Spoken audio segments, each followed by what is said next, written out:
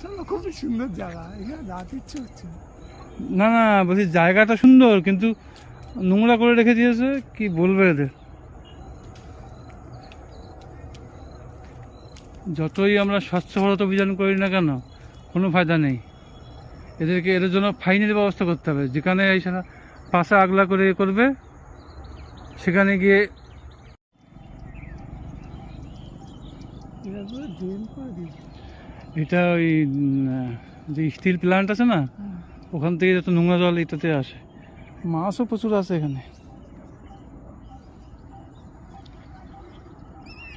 সেই আমাদের নিজেদের লোক থাকে, তাহলে সেই জায়গায় ভালো উন্নতি করতে হবে। পেট পেটে কি গাছ। আরে খইগুলো পেকেছে, কিন্তু খইগুলো খাবো কি কি করে? এত সুন্দর খই হয়ে পড়ে আছে, খেতে পাবো না, দুঃখের বিষয়।